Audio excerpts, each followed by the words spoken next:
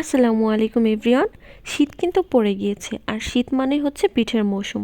তাই তো আমরা বানিয়ে ফেলেছিলাম শীতের অনেক পপুলার একটা পিঠা, চিতই পিঠা। আজকে আপনাদের সাথে শেয়ার করব কিভাবে বাসায় চিতই পিঠা পারফেক্টভাবে বানানো যায়।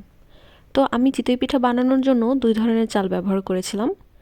আমি এখানে যতটুকু আতপ চাল নিয়েছিলাম তার অর্ধেক সিদ্ধ চাল নিয়েছিলাম। আপনারা পরিমাণ মতন আপনাদের পরিমাণ অনুযায়ী চালগুলো নিয়ে নিতে পারেন।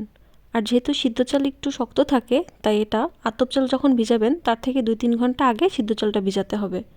তো আমি সিদ্ধ চালটা আর আতপ চালটা ভিজিয়ে রেখে এটাকে ব্লেন্ডার করে নিয়েছিলাম। ভালোভাবে ব্লেন্ডার করে তারপর এটাতে একটু লবণ মিশিয়ে এরকম ঘন একটা ব্যাটার তৈরি করে তারপর এই তো একটা কড়াই গরম করে তার মধ্যে ব্যাটারটা দিয়ে ঢেকে দিয়েছিলাম। তো তারপর কিছুক্ষণ অপেক্ষা করলে পিঠাটা ঠিক এরকম ফুলে উঠবে। যখন কড়াইতে পিঠার ব্যাটারটা দিবেন তখন চুলাটা হাই হিটে রাখতে হবে। তারপর চুলাটা লো আঁচ করে দিলেই হয়ে যাবে। এই তো প্রথমে আমি কয়েকটা পিঠা বানিয়ে দেখিয়ে দিচ্ছি।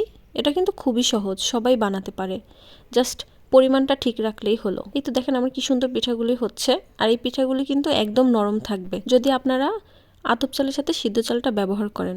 শুধু আতপ চাল দিয়ে বানালে পিঠাটা অনেক শক্ত হয়ে যায়, খেতেও ভালো লাগে না। আর একটু সিদ্ধ চাল ব্যবহার করলে পিঠাটা নরম হয়, খেতেও সুস্বাদু হয়। এই তো শীতের রাতে এরকম গরম গরম পিঠার সাথে মাংস, হালুয়া, যে কোনো জিনিস কিন্তু খুবই জমে যায়।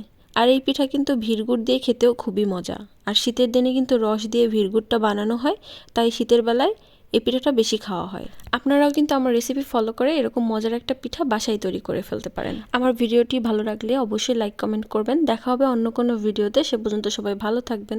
আল্লাহ হাফেজ।